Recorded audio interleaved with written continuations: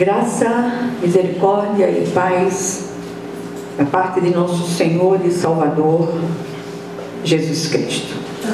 Agradecer pela presença de todos, que o Senhor possa falar aos nossos corações de uma maneira especial. E eu vou ler dois textos, e eu prefiro que vocês escutem, porque Salmo 116, versículo 7, seguido de 2 Tessalonicenses 3, 5.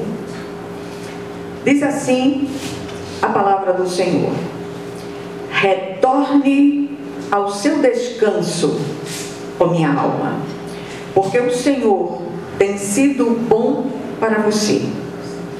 O Senhor conduza os seus corações ao amor de Deus e à perseverança de Cristo.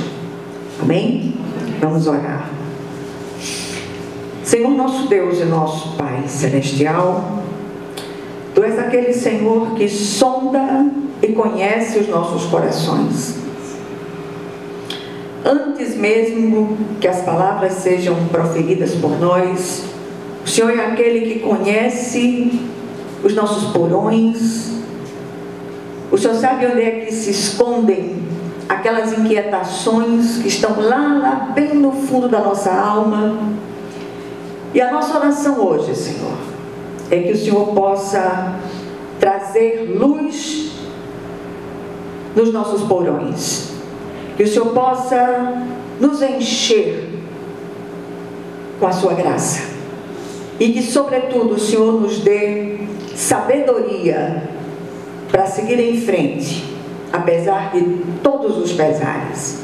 Que o Senhor possa falar conosco hoje de um modo especial, em nome de Jesus. Amém. Meus amados, a palavra de hoje é uma santa convocação da parte de Deus para que façamos sossegar a nossa alma exigente. As demandas têm sido muitas e as mais diversas, sobretudo dentro dos lares. Nesses dias foram dias de muitas escutas e, sobretudo, de muitas escutas dolorosas por parte, sobretudo, de mães que estão atravessando momentos extremamente difíceis, com os filhos cada vez mais voltados para as coisas do mundo. E esse texto, essa mescla do texto do salmista junto com do apóstolo Paulo, aqui ele traz uma perfeita junção dessas palavras do Senhor. E é maravilhoso nós contemplarmos a unidade da palavra de Deus através dos seus múltiplos instrumentos. E ainda, por meio do autor de Hebreus, ainda ouvimos: porque aquele que entrou no descanso de Deus, também ele mesmo descansou de suas obras, como Deus das suas. Mais do que em qualquer outra época, precisamos mergulhar na palavra de Deus, buscando as saídas que muitas vezes nós queremos dizer a Deus como fazer nas nossas orações.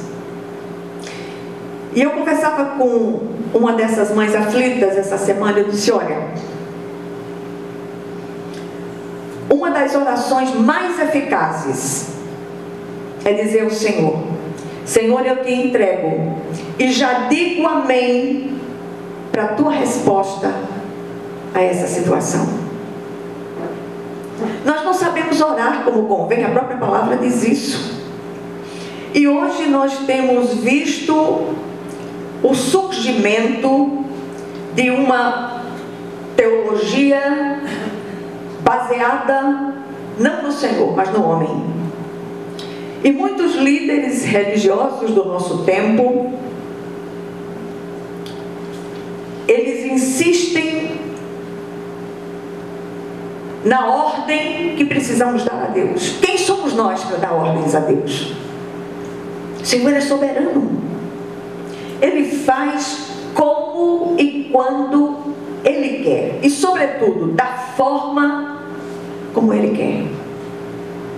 Oremos sem cessar, clamemos sem cessar, apresentemos as nossas famílias, os nossos filhos, os nossos irmãos, aqueles que estão à nossa volta e aqueles que não estão. Clamemos pela situação lá de Israel. Que o Senhor, Ele nos aponte saídas. E algo tem sido esquecido por nós. A nossa saída, o nosso caminho, chama-se Jesus, o Cristo de Deus. Ambos os textos nos apontam duas direções em meio às nossas agonias, que não têm sido poucas nos últimos tempos. A primeira direção é que a nossa alma precisa voltar ao seu descanso, porque o Senhor tem sido bondoso e misericordioso para com ela, mesmo apesar das nossas infidelidades ao Senhor. O salmista fala com a sua alma na tentativa de acalmá-la até que ela volte ao seu descanso, que é o próprio Senhor. E também a faz lembrar-se da bondade de Deus para com ela. E aqui que possamos nos lembrar de agradecer por tudo que temos recebido da parte de Deus. E aí fica uma pergunta: qual foi a última vez que em oração você falou com sua alma?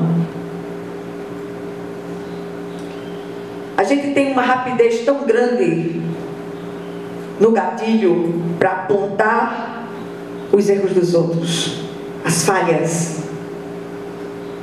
Ninguém quer vestir a sua roupa, mas muitos se acham no direito de querer interferir de alguma maneira, de dar sugestões, sobretudo para as dores que não dói na carne deles.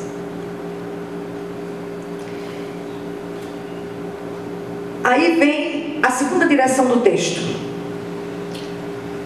Precisamos ter os nossos corações conduzidos ao amor de Deus e à perseverança em Cristo. O apóstolo Paulo pede em oração aqui que o Senhor conduza os corações dos seus leitores ao amor de Deus e à perseverança em Cristo. Tudo o que nós precisamos. E o Senhor disse para cada um de nós: aquietai-vos e saber que eu sou Deus. Se algo está sendo permitido por Deus, Ele tem um propósito proveitoso. Muitas vezes as saídas que precisamos enxergar, nós não queremos.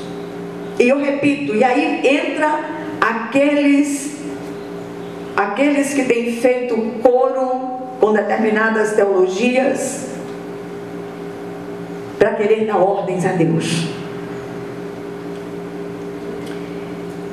E aí eu queria convidá-los para algumas reflexões a partir da leitura dos textos que lemos no início. Primeira coisa, é sempre bom que confrontemos as nossas emoções em relação às situações que nos cercam.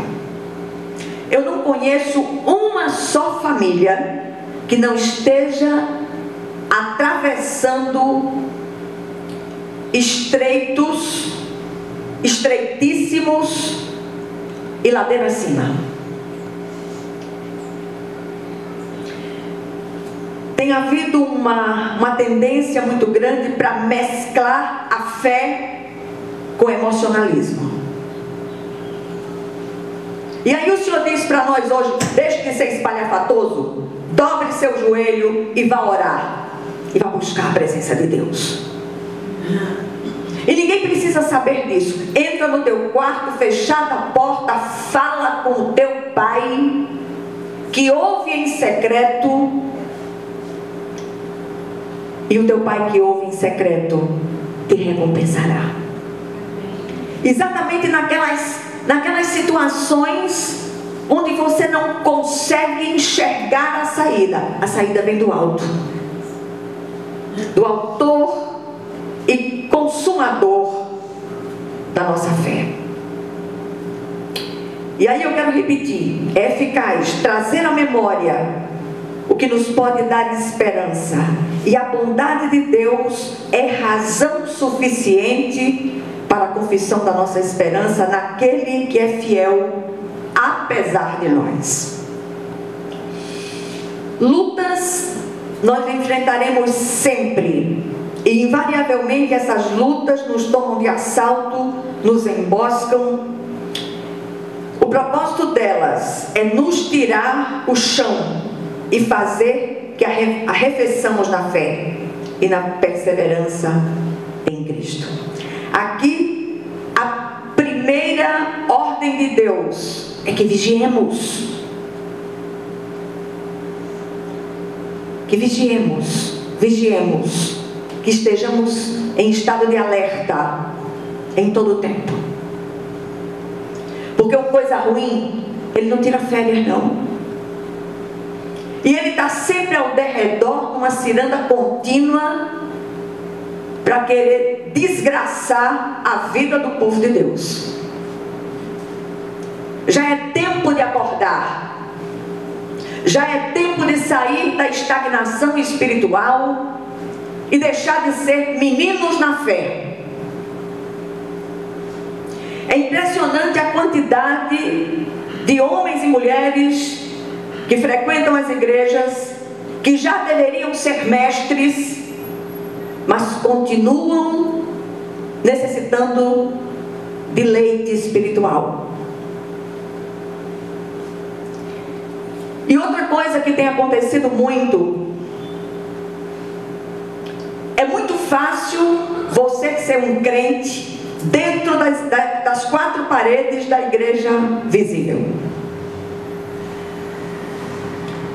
E aí eu me lembrei da minha mãe, que ela dizia: olha, eu quero ver o bom no ruim. Isso é um ditado antigo, mas que descreve muito aquilo que a gente tem vivido nos últimos tempos. O segundo ponto: quando achamos que tudo está bem, somos surpreendidos com uma demanda que parece nos tirar o fôlego e o chão. E se nós parássemos agora pedindo que vocês testemunhassem daquilo que vocês têm vivido, certamente a gente não sairia daqui antes de meia-noite. Mas que apresentemos diante de Deus tudo aquilo que tem afligido a nossa alma e a vida dos nossos queridos, especialmente os filhos. Quanto mais nos aproximamos daquele dia e hora quando o Senhor virá buscar a sua igreja, mais e mais é exigido de nós. Por meio do profeta Zacarias, o Senhor diz: voltem à sua fortaleza, ó prisioneiros da esperança. Pois hoje mesmo anuncio que restaurarei tudo em dobro para vocês. Olha que mensagem maravilhosa. Voltemos à fortaleza. E essa fortaleza muitas vezes tem sido confundida com tantas coisas, inclusive com relacionamentos, e tantas outras coisas. Mas a fortaleza aqui mencionada é o Cristo. É o Cristo de Deus. Voltemos a Ele. Busquemos a Ele de todo o nosso coração. O Senhor é a nossa fortaleza. Ele é o consolo presente em nossa tribulação. E seu aparente silêncio é tempo de grandes preparações em relação às respostas que temos esperado tanto. E eu quero repetir mais uma vez: glorifique o Senhor pela resposta que virá. Eu não sei se a resposta que você tem buscado tanto, e muitas vezes a gente quer dizer a Deus como Ele vai responder. Eu não sei se você está preparado ou preparada para a resposta que Ele já enviou. Não chegou ainda, mas essa resposta já foi enviada da parte de Deus. Creiamos e perseveremos na fé. Ele, e só Ele, é o nosso restaurador por excelência. Atendemos. Hoje, muitas pessoas têm sido diagnosticadas com déficit de atenção. Eu tenho a impressão que esse tipo de inclinação tem adentrado as igrejas. E há um déficit de atenção espiritual tão grande que impressiona. É impressionante porque muitos de nós temos uma rapidez muito grande de apontar o erro de um, de outro e de outro. Só não enxergamos que quando nós apontamos um dedo para o irmão, tem pelo menos 3 apontando para nós. Do lado de cada eternidade, ninguém está pronto. Estamos todos em obras. E as situações difíceis, conflituosas, que têm caído dentro das famílias, até essas situações, elas têm propósito de Deus, para que amadureçamos. Essa semana eu conversei com uma pessoa, e por sinal até publiquei uma frase que eu disse. Eu disse: olha, o casamento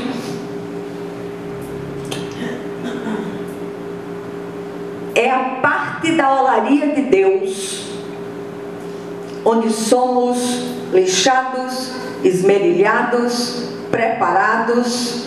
A gente chega de forma bruta, mas nesse relacionamento que hoje tem estado cada vez mais fluido, é exatamente ali que recebemos da parte de Deus as grandes transformações.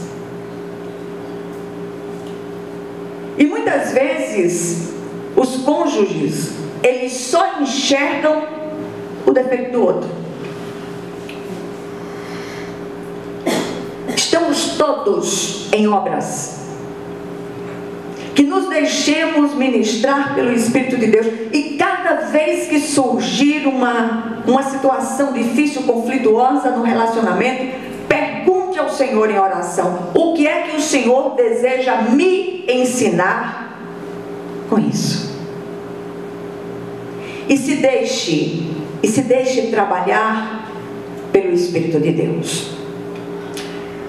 A terceira coisa, terceiro ponto da nossa reflexão. O autor de Hebreus diz: o nome do Senhor é uma torre forte. Os justos correm para ela e estão seguros. Que corramos então para o Senhor e ali nos refugiemos até que passem as calamidades que nos têm assolado. Sim, porque elas passam. Elas têm prazo de validade. E é interessante que esse prazo de validade, o Senhor define através das nossas posturas de obediência. E o bom de tudo isso é que não atravessamos sozinhos. Ele está conosco. A sua vara e o seu cajado nos consolam.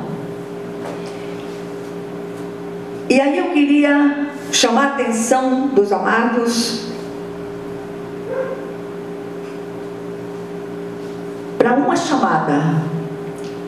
chamada especial, para que vigiemos, para que perseveremos e para que atentemos naquilo que o Senhor tem falado a cada um de nós.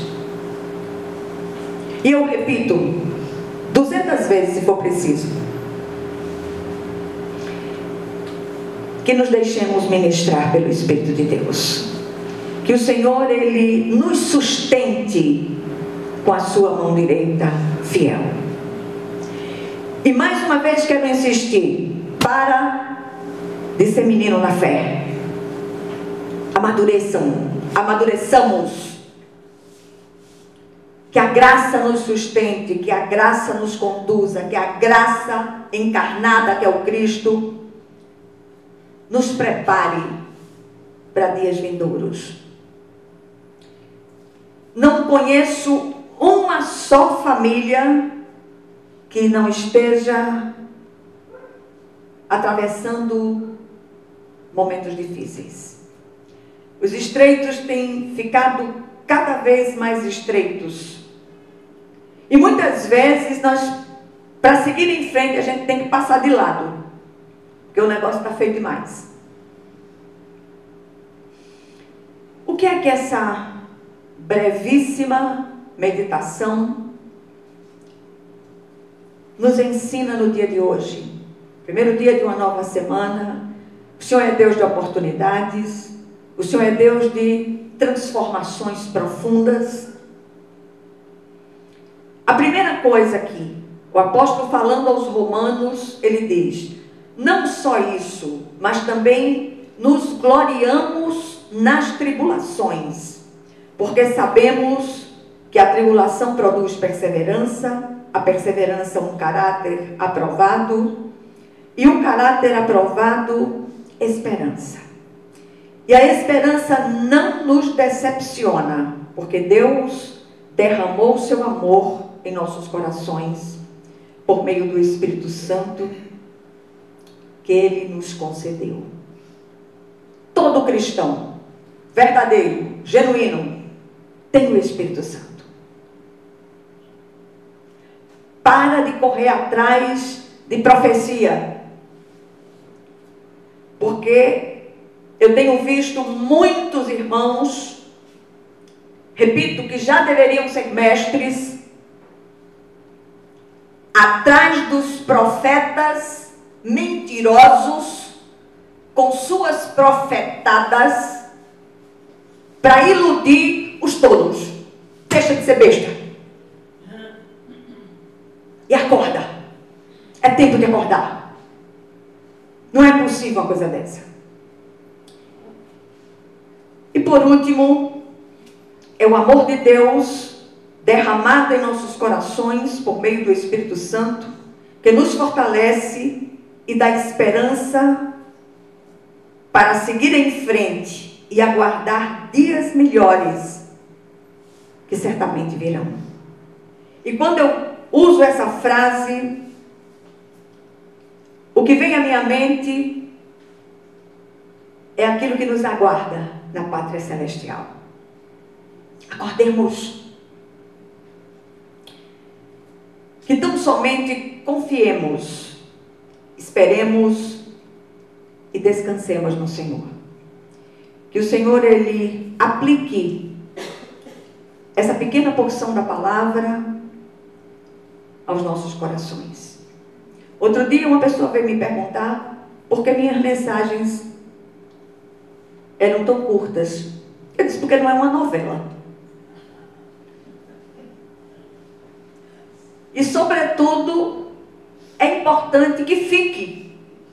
Muitas vezes, uma mensagem de 2, 3 horas. O sujeito fala 1 quilo, a igreja consegue absorver 1 grama. Eu prefiro falar 10 gramas. E que a palavra fique e reverbere no seu coração. Amém?